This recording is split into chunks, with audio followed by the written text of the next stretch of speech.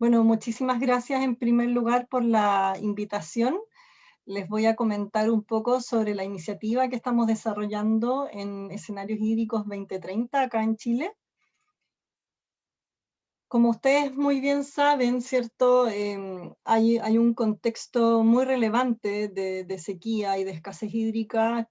Chile está señalado como uno de los países latinoamericanos que va a ser más afectado a nivel mundial por escasez hídrica, debido al calentamiento global, ¿cierto? Y todo el fenómeno climático. Sin embargo, esto no es distinto a nivel mundial, porque la verdad es que es finalmente un desafío y una problemática de todo el mundo, ¿cierto? De muchos países. Y también es importante señalar que esto tiene que ver también con un contexto nuevo, un escenario nuevo, que también se hace incluir el aspecto social y ambiental, ¿cierto? Chile vivió un estallido social muy relevante en octubre del año 2019, que impuso de alguna manera un escenario distinto, donde lo social, junto con todo el desafío global del cambio climático, imponen, ¿cierto?, esta nueva mirada, este nuevo contexto, que hace que esto sea muchísimo más desafiante.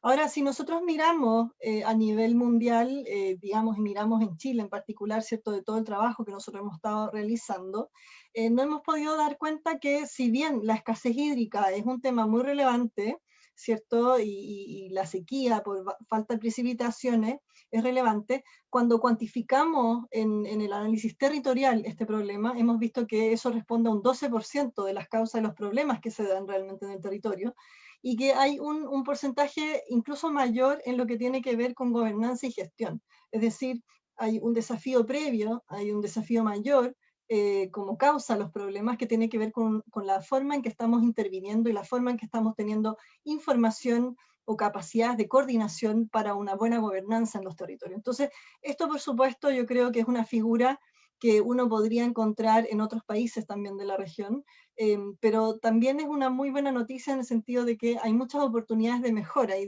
independiente del fenómeno del cambio global, que de alguna manera agudiza todo el problema y lo acelera, ¿cierto?, en cuanto a déficit, por ejemplo, de agua. Hay también un problema de gobernanza que responde a gran parte de los problemas, de manera que si resolvemos eso con una mejor gestión, podríamos eventualmente solucionar mucho más problemas y adaptarnos mucho mejor al contexto que viene nuevo, ¿cierto?, del escenario de cambio climático.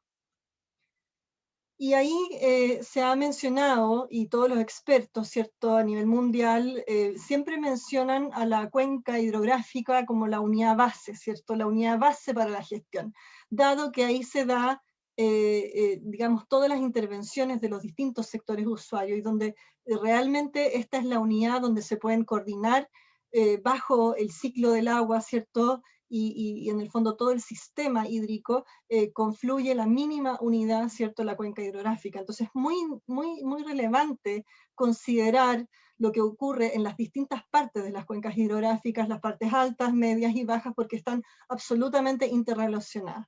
Ahora, si nosotros miramos eso, podemos ver que a nivel mundial se ha ido formalizando dentro de la institucionalidad y la gestión del agua organismos de cuenca, y todos los países que están en azul son quienes realmente han ido formalizando esto, y curiosamente Chile no ha avanzado en esta dirección y no tiene hoy día organismos de cuenca o consejos de agua, ¿cierto?, por cuenca, que lideren la gestión del agua a nivel local. Entonces, ahí obviamente tenemos nosotros como país un desafío muy grande de ver cómo podemos avanzar hacia allá, cómo lo han hecho otros países de la región incluso. Y eso nos lleva al proyecto Escenarios Hídricos 2030, que finalmente genera un espacio de trabajo, de diálogo y de trabajo multisectorial. Ante la falta, ¿cierto?, de espacios de gobernanza en los territorios y en las cuencas hidrográficas, nace Escenarios Hídricos como una plataforma que invita a todos los sectores a dialogar en torno a las problemáticas para ver qué tipo de propuestas podemos ir generando para avanzar y acelerar la entrada de soluciones y asegurar, alcanzar la seguridad hídrica tan anhelada, ¿no? Entonces, este espacio surge como una plataforma donde confluyen todos los actores y ha sido un trabajo muy positivo. Acá hay se puede ver, se ilustran algunas imágenes de todo ese trabajo, la cantidad de personas con las que hemos ido elaborando y trabajando en los territorios, ¿cierto? A nivel nacional y a nivel local. Y ha sido un proceso muy dinámico en que se han ido incorporando actores en la medida que el proyecto ha ido avanzando. El proyecto partió al finales del 2016, lleva un poco más de 40 meses ya, si uno cuenta el tiempo efectivo de trabajado, y bueno, aquí se invita a todos los sectores, ¿ya? O sea, participan los sectores productivos, la ciudadanía, las ONG, el mundo académico y los sectores públicos. Y se busca un balance de todas las visiones y se respetan todas ellas para integrarlas en las propuestas y se avanzan las propuestas en base a los acuerdos, pero también se explicitan los disensos, que es muy relevante en el trabajo conjunto, ¿no? Explicitar los disensos para ir abordándolos y ver entonces qué caminos y qué hojas de ruta se pueden ir tomando. Acá está un poco la figura de la gobernanza que nosotros tenemos. Hemos generado una gobernanza amplia de distintos espacios donde caben todo tipo de roles. Tenemos las 3 fundaciones que lideran el proyecto, que son Fundación Futuro Latinoamericano, Fundación Avina y Fundación Chile, que de alguna manera generan esta plataforma, invitan, ¿cierto? Hacen toda la facilitación del proceso y lo dirigen. Tenemos un comité consultivo que es un comité estratégico donde participan tomadores de decisión y los sectores más relevantes en la gestión y la intervención sobre los recursos, de manera de que todo el trabajo que se realiza también genere incidencia a nivel de política pública. Entonces, con eso nosotros trabajamos para el nivel nacional, ¿cierto? Incidir en planes de desarrollo en la temática hídrica. También tenemos espacios técnicos donde nosotros podemos darle toda la robustez al trabajo, todo el conocimiento, ¿cierto? Y robustez entonces de metodológico, de análisis, ¿cierto? Territorial, en distintas temáticas y vamos aportando con distintos conocimientos tanto nacionales como internacionales. Y finalmente tenemos los espacios de gobernanza en las cuencas, en los territorios, donde hoy día tenemos 2 territorios pilotos, que es el Maipo y Maule, y donde están participando todos los actores de la cuenca, tanto de las partes altas, medias como bajas, de todos los sectores, estos son los espacios donde se da todo el trabajo y se desarrolla. Es importante señalar que para nosotros, nosotros hemos logrado tener un financiamiento neutral, internacional, para mantener la objetividad de todo el ejercicio y evitar ser secuestrados, ¿cierto?, por un sector u otro, que es muy importante cuando estamos integrando todas las visiones de manera equilibrada y estamos poniendo sobre la mesa también los problemas y los conflictos, lo cual es complejo, ¿no? Y es bastante sensible. Entonces, los financistas vienen de filantropía, el Banco Interamericano de Desarrollo, ¿cierto? Y eso es muy importante para todo el ejercicio del proceso, sobre todo en la primera fase de diagnóstico y de inicio de propuestas de soluciones. Ahora, este es un esquema que me facilitó un colega que es muy ilustrativo del por qué es importante la gobernanza y el trabajo multisectorial, y es que si nosotros lo hacemos, como dice arriba, ¿no? La primera línea, de manera mucho más individual o sectorial, o en gabinetes, ¿cierto? Muy encerrado una propuesta, es muy probable que vamos a llegar rápido a soluciones. Sin embargo, para la implementación va a ser mucho más complejo y vamos a tener restricciones o barreras porque eventualmente no son las soluciones más óptimas para todos los sectores. Entonces, trabajarlo de manera integral, ¿cierto? Como está la parte de abajo del esquema, claro, nos lleva más tiempo, hay más discusión, hay más iteración, pero una vez que alcanzamos las propuestas y las soluciones, van con la debida revisión y legitimidad, ¿cierto?, de todos los sectores y por lo tanto su implementación es mucho más rápida. Entonces, lo que estamos en definitiva buscando acá es reducir barreras de entrada de las soluciones, porque hoy día nosotros vemos en los territorios que los proyectos se van trabando por aspectos sociales, por aspectos ambientales, y esto es algo que es cada vez más creciente, ¿cierto? Entonces, en la medida que hacemos el trabajo en conjunto, facilitamos, nos demoramos quizás un poco en la generación de propuestas, pero luego en la implementación apostamos a acelerar la entrada de estas soluciones. Y desde el trabajo territorial hemos constatado que nosotros requerimos de una transición hídrica. Nosotros hoy día hemos diseñado, hemos evaluado junto con todos los actores escenarios futuros potenciales y tenemos un escenario tendencial que es el seguir la trayectoria actual que nos lleva a un desenlace muy negativo, donde solamente se profundiza el problema. Y por eso es que se necesita un punto de inflexión, un cambio, ¿cierto?, con una mirada distinta para alcanzar el escenario sustentable. ¿Y cómo llegamos a eso? Bueno, primero mirando el territorio, mirando esta unidad mínima de gestión, ¿cierto?, que es la cuenca, ¿ya? Entendiendo y visualizando para todos los actores dónde están los problemas, que la parte alta, ¿cierto?, tiene oportunidades en todo lo que tiene que ver con conservación. En general nuestras cuencas van de cordillera a mar, por lo tanto en la cordillera se genera gran parte de las fuentes de agua. En las zonas medias tenemos el gran desarrollo y el uso del recurso tanto para el desarrollo productivo, para el consumo humano, y en las zonas costeras tenemos algunas ciudades, algunas actividades productivas, pero es que están más rezagadas porque reciben todo el impacto de lo que ocurre aguas arriba. Entonces, la conexión y la debida participación de tanto las partes bajas como altas, eso es algo que realmente no tiene tantos precedentes en nuestro país, ¿ya? En esta falta de mirada de cuencas que hemos tenido hasta ahora, dado que eso no ha sido oficializado, ¿cierto?, a través de organismos de cuenca. Entonces, ¿qué se hace? Bueno, se localiza y se trabaja en conservación, en protección, en determinación de zonas de conservación de ecosistemas, como base, ¿cierto? Toda la eficiencia, se va viendo cuáles son las soluciones en cuanto al uso más eficiente y las nuevas fuentes de agua a través de proyectos multipropósito que buscamos que sean colaborativos. Y aquí surgen entonces las soluciones basadas en la naturaleza, como la parte de conservación, protección de ecosistemas, como la base, ¿cierto?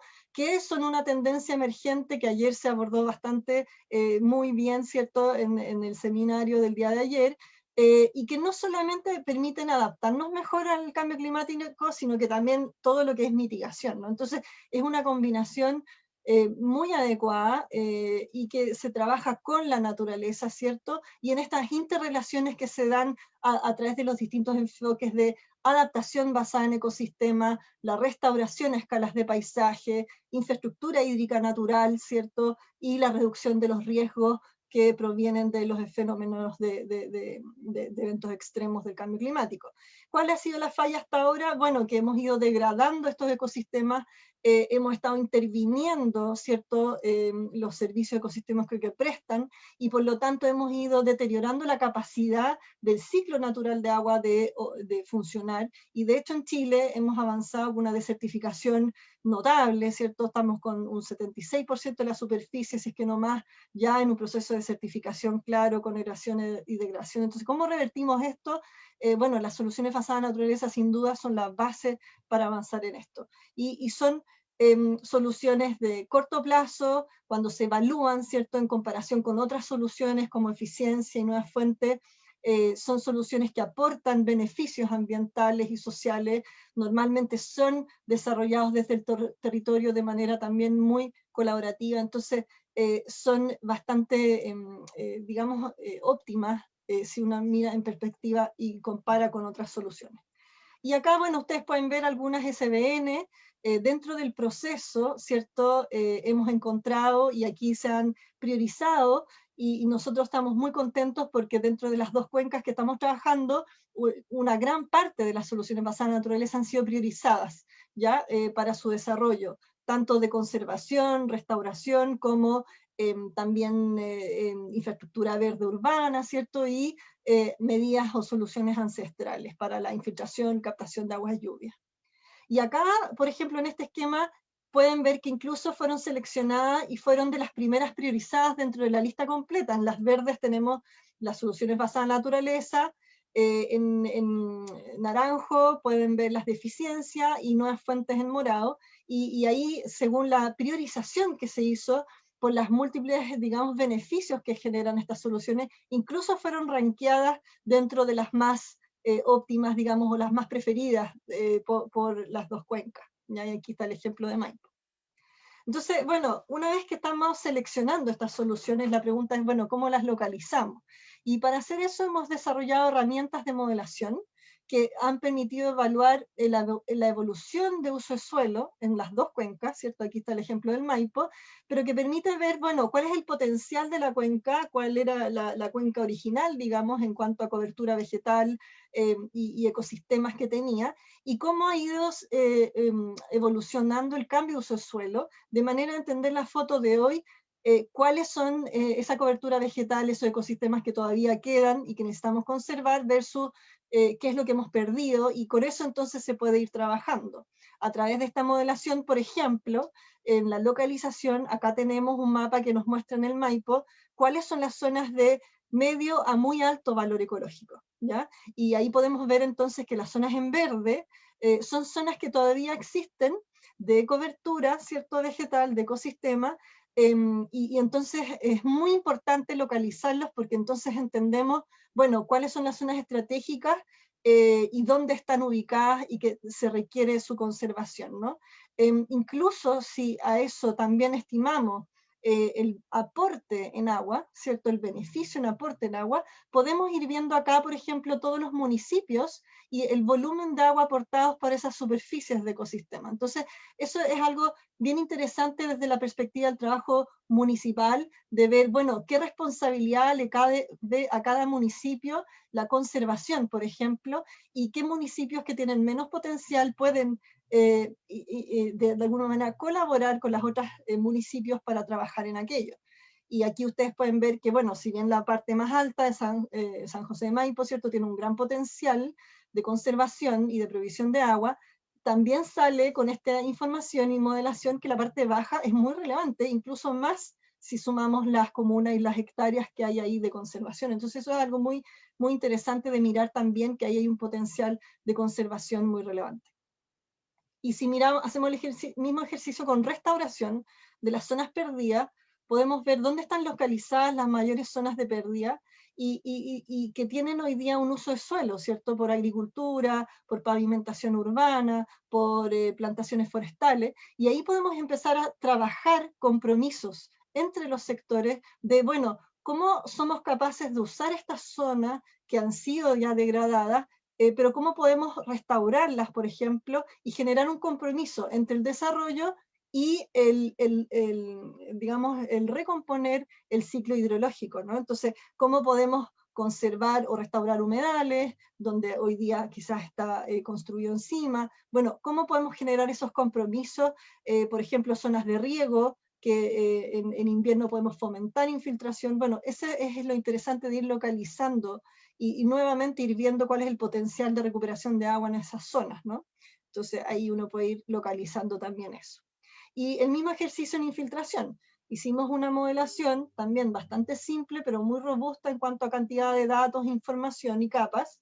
Y aquí podemos mirar la foto de cuál es el suelo que hoy día tiene la capacidad de infiltración y donde hay precipitaciones y hay agua disponible para su infiltración, y donde podemos, esas son zonas obviamente estratégicas de conservar, pero también podemos ver cómo podemos promover una mayor tasa de infiltración con ciertas obras como medidas ancestrales, las mismas SBN, ¿cierto? Las medidas ancestrales, las amunas, las cochas, las infiltraciones naturales, las zanjas y los drenes, etc. Entonces, o incluso en la zona urbana, que ustedes ven ahí un gran amarillo que se ha perdido por la pavimentación, si cruzamos estas medidas, y por ejemplo miramos acá ahora las zonas de inundación histórica, podemos encontrar qué comunas podemos hacer, por ejemplo, pavimentos permeables, jardines de lluvia, o digamos plazas de agua, de manera de localizarlas estratégicamente. Entonces, acá nuevamente sale las responsabilidades de qué comunas, qué municipios,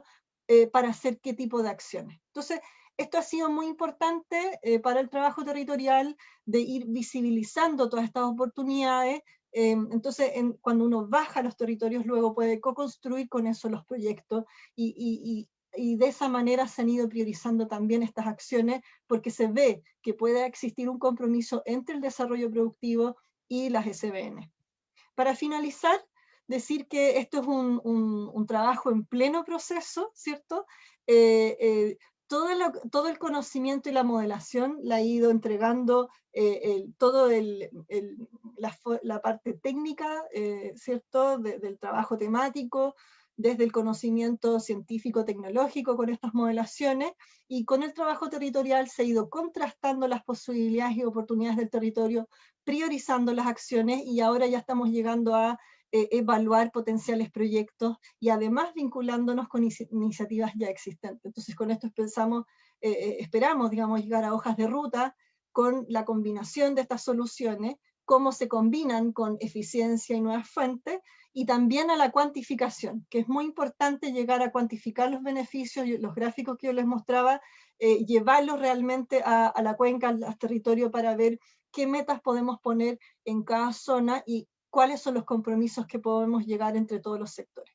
Ahora, decir que para avanzar hacia una transición hídrica se requiere un cambio realmente de paradigma, se requiere innovar en la forma de llegar a los proyectos, la colaboración es la que genera finalmente los proyectos multipropósitos, es la que, como decía, reduce las barreras de introducción de todas estas soluciones que hoy día están siendo trabadas en los distintos proyectos, y por eso es que estamos muy pegados, ¿cierto?, en los diagnósticos y propuestas, pero no logramos avanzar hacia la implementación de las acciones, y eso nos va a llevar a trabajos, digamos, si lo hacemos en conjunto, a trabajos multisectoriales, donde veamos la sinergia, y por supuesto que ahí también la gobernanza local pasa a tener un rol fundamental, los municipios, los gobiernos regionales, las organizaciones de usuarios y todos los sectores locales, ¿cierto?, de usuarios, en cómo se gestan estos proyectos y cómo se pueden llevar a la práctica, utilizando incluso instrumentos como los PROT, ¿cierto?, como un instrumento para avanzar en aquello.